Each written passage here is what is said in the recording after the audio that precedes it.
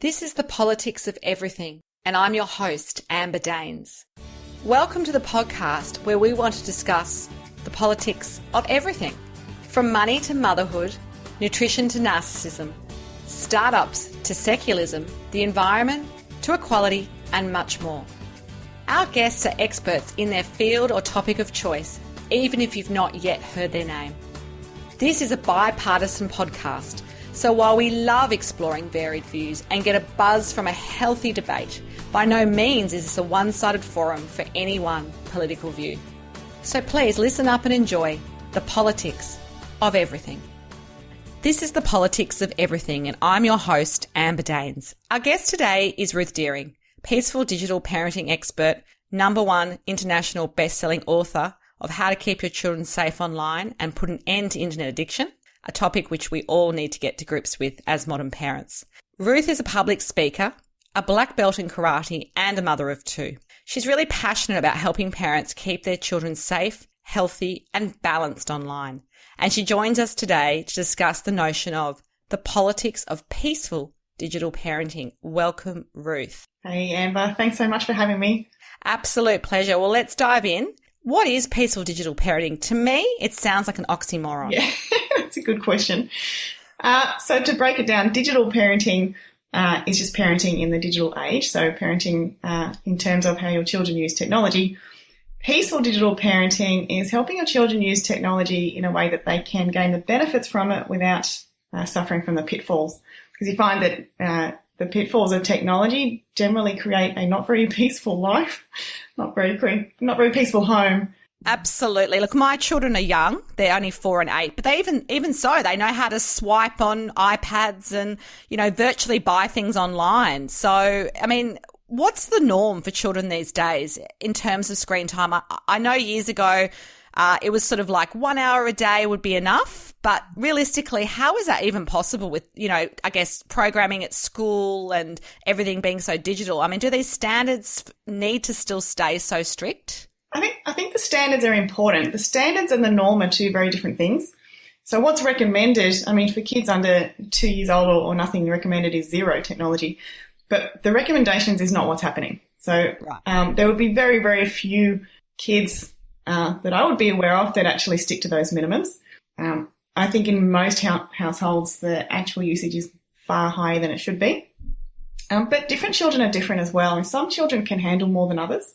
I think that a lot of mums do, a lot of parents, we do turn to technology quite quickly, and our kids love using technology. So they will use it as much as they can, and often it's up to us as to, to draw the line of what's okay and what's not, or how much, when enough is enough. Yes. And I guess on that, is there standards that you've come up with? I mean, do you generally say nothing for under 2s, couple of hours for older children in high school? Who knows? I mean, do you have something that you think generally works, knowing that every child is different? Yeah. I mean, generally it is nothing. I'm a very firm believer, nothing for 2 years old or under. Above that, an hour a day up until probably the age of 4 or 5. From then on, up to a couple of hours a day is okay. It really shouldn't actually go over 2 hours a day. But I mean, that it's not, again, what's recommended is certainly not what's happening. I mean, on average, kids are spending 8 hours a day online. Yeah, that's a lot. It is a lot. It's like a full work day almost. It's almost like what adults would do perhaps if they had a desk job. That's it. And I mean, it's not just how much they're there, it's the times of day they're there and obviously what they're doing on there. But, the times of day makes a difference too. So as kids get older and become, teenagers, it's more about putting time aside when they're not online. So, obvious times like, dinner times where it's just inappropriate, close to bedtime, certainly during the night, that becomes more important as kids get older. So what about techno tantrums? I've experienced them in my own household. I mean, are there long-term risks if we don't place limits, and I guess known limits that the kids are aware of when it comes to things like online gaming or even watching TV quite passively? What do you think is the solution there? Yeah, I think that, I don't know about long-term impacts. I mean, I've had I had a child who became addicted to playing online games. He got quite into Pokemon in a big way. Yes, we all know about that one. We had to get that one off the phone pretty quickly, I have to say. Yeah. I mean, and these games are designed to be addictive, and they tend to work quite well. I don't think it's a long-term effect as such. I think it's something that can be managed. I think that I know with my children, my son particularly was online way too much, and it was definitely having effects on him, and he was having massive tantrums when it was time to get him off the games. And even when he wasn't playing the games, he was running through scenarios in his head, and he was just completely obsessed. Wow. That wouldn't be unfamiliar, I suppose, but when you hear it like that, it just sounds like it's taking kids away from, I guess, reality in a way. It is, and it has a lot of effects. My son was affected quite badly socially by it, because we'd walk to school together, and we'd turn up there, and his friends would say hi, say hello to him, and he just would ignore them. And he wasn't trying to ignore them. I honestly don't think he was trying to be rude, but he just didn't hear them. Like, he just wasn't there. He was so in his head, and he was so playing these games in his mind, so he didn't even have to be actually using a device.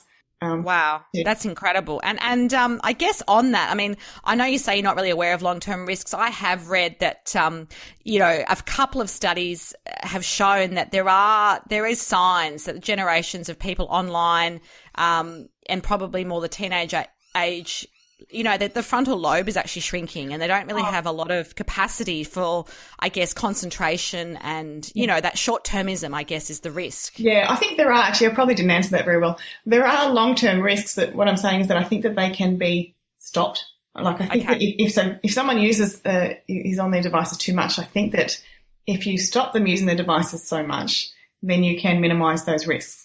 If they continue on in that much, then there would be long-term risks for sure. Yeah, definitely. Physical, mental, emotional.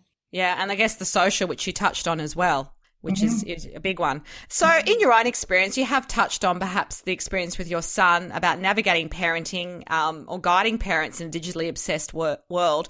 I read something recently that parents are struggling to switch off their smartphones themselves at mealtimes. So we're not modeling great behavior, a lot of people. So, a lot of kids will say, Mum, Dad, get your attention, eye contact, all the things we say that we want from the kids. But the irony is they're saying, well, parents aren't doing it. So I guess it's got to work both ways.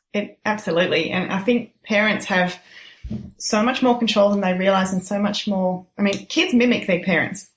And we know that when kids are young, when you have a conversation and you think your kids aren't listening, and then 2 days later they parrot back word for word what you just said 2 days ago. So kids definitely copy their parents, and kids want their parents to spend less time online. They want our attention, and they need that, they crave that. And when parents and it is often the parents that are spending so much time online and prioritising their phones over their own kids, that has a huge impact. And of course, kids are learning from that. So what do we expect? We kind of, a lot of parents are thinking, do what I say and don't do what I do. And that, it just doesn't work. It's just not absolutely working. No, I definitely agree. I'm very big on no devices at meal times, and I even know amongst adults, we've got a deal on with some friends that whoever pulls their phone out first, if we're out for a nice dinner, has to pick up the whole tab. So there's, we try and create those sorts of motivations. But I hear you on the mimicking experience, and I guess it's really all up to all of us to be consistent on that. We'll kind of go into I guess some of the platforms. So the pull of social media is big, and in your experience, what do you think the right age is to allow kids to go on Facebook or Snapchat or Instagram? And because those safety issues are completely challenging. It's a first time for most of us to know how to navigate that when you don't really know who your kids are talking to, what they're talking about. Are there any guidelines when it comes to social media? Yeah, absolutely. The minimum legal ages are generally 13, sometimes older, different platforms. But generally it's 13. Now, most kids really don't care about that. And, on some platforms, the majority of users are underage, and they don't think it's a big deal. The reason those minimum ages are there are because kids they don't have the emotional intelligence to keep themselves safe on social media. And a lot of adults probably don't either. But certainly kids just, they're going to say silly things. They're going to share things that they shouldn't be sharing. Things are going to affect them. They're going to stuff, well, they are, some of them stuffing up future career opportunities, doing some really silly things. You see posts. I've seen posts from 16-year-olds sharing what drugs they're going to sell at the party that night. Unbelievable. Wow. And they haven't sort of, I guess, had the experience to know what the consequences are yet of that. They just have absolutely they just have no clue what the effects of what they're actually doing. So 13 is the minimum age, and that is there for a reason. In saying that, the problem is that so many kids that are younger want so badly to be on social media. I mean, you put yourself in a child's perspective. If you're 10 years old and your friends are all on, I won't say Facebook because they're not using Facebook these days, but let's say they're all on Snapchat. And there's a lot of stuff happening on Snapchat and your child really wants to use it. And so they ask you, they say, hey, mum, hey, dad, I really want to use Snapchat. All my friends are there. And you say, look, honey, I understand you want to be there, but you're just a bit too young. In a couple of years, it won't be a problem. So your child goes, oh, okay, blah, blah, blah, blah. All right, fair enough. But what they're going to do, if they really want to be there, they're going to just get on there behind your back. Right. And how would they do that? Is it because they got access to phones? Is that the thing? Yeah, it's not hard at all. I mean, kids are very, very tech savvy. Like I say, from a young age, they're swiping screens before they're talking and they're pretty smart. There's so many ways around it. There's plenty of ways they can cover their tracks. They can even check in at school. They can use someone else's device. They can create a username, password, create an account, and you just have absolutely no idea they're there. And I think the problem there is that if they're on social media without you knowing, and in an awful lot of cases that is what's happening, then they can't come to you for help. Yes, of course. There's a bit of, then they have to admit they're on in the first place. And then they think they're going to get in trouble, so they just don't want to feel that like they can't get the help, but they desperately need that help. So then they're on there. I think the thing is that when kids ask for access to social media, it's really about finding out, well, how much do they want it? And do they want it badly enough that effectively they're just going to get on there anyway? In which case it may be worth setting them the rules up front, and certainly helping them. Kids need guidance. They can't be on social media at a young age on their own.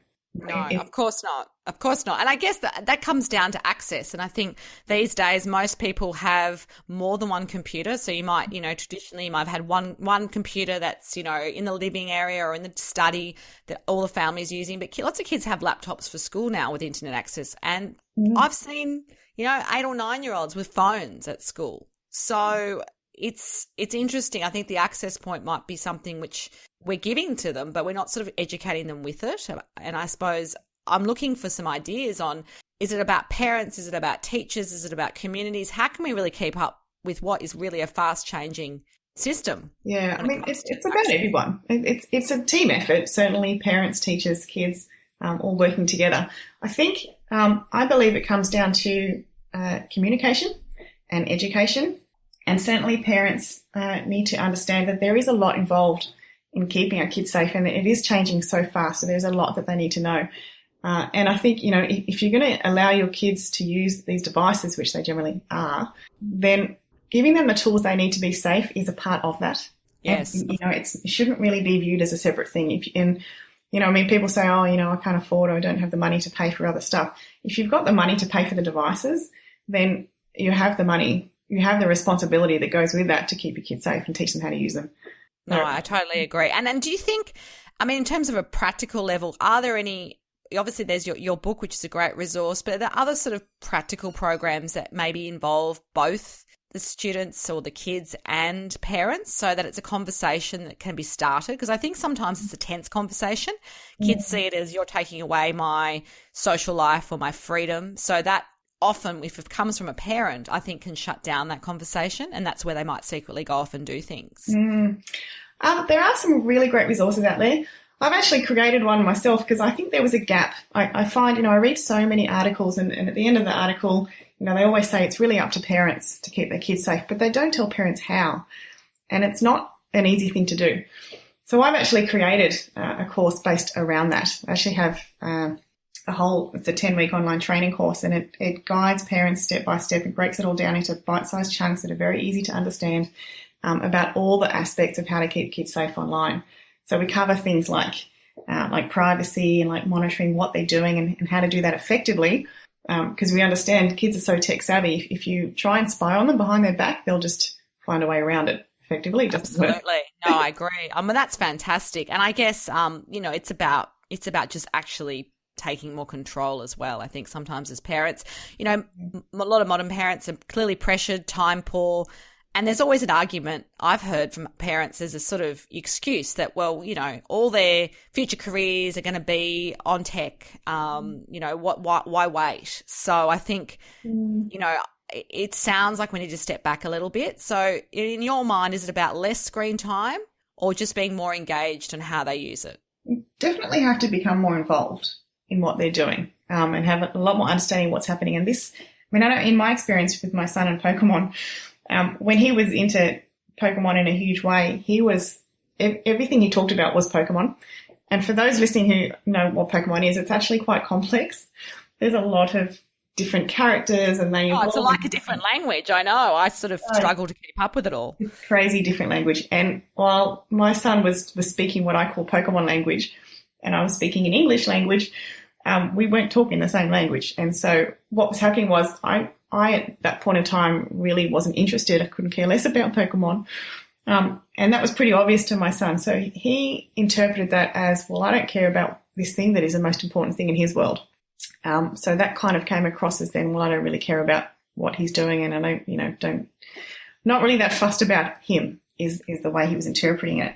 Okay, that's interesting. So that's not how, we're seeing it as, well, that's not that important to me, but they're taking this much more personally. And so one of the huge breakthroughs that I had was going, well, hang on, if it's quite clear to him that I don't care about his world or what's going on for him, then why should he care about anything that I have to say? So one of the huge things that I had was, well, I have to actually get involved and I'm going to have to grit my teeth and force myself to understand, well, what is this Pokemon? What is this language? And, what exactly is he doing? And there are some positives out of it. There's some certainly not positives out of it. But, I had to understand, well, what's he doing and actually take an interest. And it's only through doing that you can start really breaking down these barriers, these language barriers, and actually helping our kids through what they're doing. And it's very hard to keep them safe online if we don't have a clue what they're doing there. I totally agree. We also have to keep up to date. Mm-hmm. And I guess as kids get older, one of the things that seems to be a bit of an epidemic at the moment is with teenagers, the online bullying on the rise. So once upon a time, I remember, some 25 years ago, I'd come home from school and the bullying would end at the door. So even if someone had said something or been a certain way to you, you go home and you'd be safe. So we're not there now. We basically, it's carrying on. It's going on, like you say, on the devices. People have them in their bedrooms. We don't really always know what they're doing. What can, I guess, the schools, the kids and the parents do to try and combat this? It's not, I don't think bullying is really, well, it is a teen thing, but it's not just a teen thing. It actually starts much younger. I did a talk at a school a little while ago, and it was at primary school. So the oldest kids were in year 6 or 12 years old. And I asked them to put up their hands who had a mobile phone. And I was stunned that, I reckon 95% put up their hands. And then I said, leave your hand up if you're using social media. And I didn't see any hands go down. And then I said, leave your hand up if you've seen some sort of cyberbullying. And again, I didn't see any hands go down. So this is starting really, really young. And it's a cultural thing. I think, behind a screen, kids are not getting that empathy thing. This is a real cultural thing. They're not understanding that there's someone on the other side of this. And that person might be reading messages and, going home and just bawling their eyes out. And they don't have, then that person might be getting really depressed. Maybe they're, wanting to hurt themselves or do these horrible things. And they just don't understand the impact of what they're doing. One of the principal I spoke to also recently came up with a fantastic idea. And she said, she got hold of one of the people that was bullying, who was saying nasty things to someone else, and she forced the child to go up to the other child and actually say face-to-face what they'd said online, what they'd written. And that child couldn't do it. They just broke down and burst into tears and they just couldn't do it. Right. So it's not dissimilar to, I guess, we've all been in workplaces where perhaps something one writes a, slightly tardy or offensive email, but they didn't bring it up with you in the meeting, or, that's that kind of idea that online is a different world for some people. It's very cowardly, and people are much meaner. People say much nastier things. I mean, to say, you see all these messages of kids saying to other people, to other kids, the world would be a better place without you, and why don't you just go kill yourself? I mean, I don't know that you'd walk up to someone and say that. Well, hopefully you wouldn't, but I really feel like it is a dark world, and like you say, like you've gone into schools and seen the reality of how young these kids are who are experiencing it. So any sort of maybe 2 or 3 tips for parents who might be experiencing For bullying, this with children? You've got to know that it's happening. And the large part of the problem is that a lot of kids don't tell their parents that it's happening. And the reason they don't tell the parents is because they don't think the parents will deal with it properly. In a good way, they think the parents will make it worse. Largely, they think the parents will take away the technology. They'll take away the phone or wherever it is that the child is being bullied. Well, that would be one solution, I guess. But do you not advocate for that? No, I actually don't. I think that kids are going to be using technology and it's not about taking it away from them. It's about teaching them to be resilient there. And I think that the answer for parents, they need to be approachable. And most parents or most kids don't feel like they can approach their parents if they're in trouble. So I think the number one thing for parents is to make it very, very clear that if, their child is in trouble, if they see any bullying or if they're the victim of cyberbullying, then they can come to that parent and they won't get in trouble for it. And their device won't be removed because they tell the parent about it. And that is going to make the child far more likely to come to them for help. And that's step one. I mean, you can't help someone if you don't know they're in trouble. Absolutely. No, I think that's great practical advice. With your background, how did you get into this field? I mean, obviously you found a bit of a niche, but what's your experience prior to perhaps, becoming an advocate for keeping children safe online? It started with my son's addiction. Because we actually went through a horrible experience. It got really, really bad. And we got to the point where I was walking to school with him one day and I just wanted to chat, have a conversation, and I couldn't even talk to him anymore. So I tried to start conversations and he just completely ignored me and made these sound effects, and he was having this Pokemon battle in his head. And this one day I just completely cracked it. And I just absolutely started yelling and screaming and just lost the plot with my son, as you do. And then I just burst into tears. It was just one of these moments where I just pretty much hit rock bottom. And I think so often as human beings, we have to hit that point before we actually take action and do something about it. So at that point, I realised I just wasn't willing to keep going as I was. I mean, my son was 6 years old at the time, so It's not like... And that's young, and that's little, and you feel, they're still in some ways so vulnerable, and, you have big responsibilities. So from that, how did you actually know how to write the book and put the program together? Yeah, well, so he needed help, so I researched a lot. I Googled a lot of information. I put actually a lot of that research into the book. And it occurred to me, I'm a very strong believer. I think things happen for a reason. So in my instance, I thought, well, the reason this happened and we went through this whole addiction thing is so that I could find a way through it, which I did. I mean, now my kids do play online. They are online, but they are in a position where they're in perfect balance. They play a little bit and they enjoy the benefits. They don't suffer from the pitfalls. And so that's something that I can now share with people. But it occurred to me that, online internet addiction is only one. It's only one of the pitfalls. I mean, you've got so many others, with cyberbullying and with monitoring what they're doing, and sexting is huge and all this stuff that's happening, predators. So I actually then researched all the information that I could find from experts all over the place. And there are fantastic people online. It's a minefield online when you look for help. It's almost ironic you're going online to find out how to deal with the world online. Yeah. Exactly, use technology to help. But I mean, one of the things that I'd done too is I got my son through his internet addiction without using technology. We don't use any apps to limit his time or anything like that. Yes. And it's all, I'm a very firm believer, it's mentoring. It's all about communication rather than doing the whole Big Brother thing. So I learned a lot through the experience, and I thought, well, I can share what I've learned, and then I can find out I can sort through all the stuff that's online. There's a lot of repetition. There's a lot of stuff that's not overly useful and takes hours and hours and hours. But I spent that time, I thought, well, I'm going to get the best I can from all the best people that there are. There are experts on social media, and there are experts on privacy, and there are experts on monitoring and all this sort of stuff. So I'm going to gather it all together and present it in a way to parents that will save them time, that will give them all the information they need in the least possible time, and make it really, really easy for them to find out what they need to do, what they need to know to keep their kids safe. So that's, I think, where the book has come from. A lot of research, a mixture of personal experience and my own stories, but a lot of research online. And my course also. Yes. From the Well, that sounds two terrific ways to kind of, get our head around what we need to do as carers and parents. Do you have any mentors or inspirational figures that sort of helped you over your, I guess, recent experience or, prior to that? We're always a sum of everything that's happened to us, and I guess we always look to others to guide us. Do you have any people or, I guess, figures that kind of have spoken to you? There's some people. There's a guy called Josh Oakes in terms of social media. He's an American guy. His company is Safe Smart Social. He's brilliant when it comes to social media. He's really, really, really good guy. Completely switched on. He reviews lots of apps and things that are going on. He's, really, really good person. I look after him a lot. Yeah. There's a few others. There's Deborah Heitner. She's also in the States, she's quite into this whole concept of mentoring over monitoring.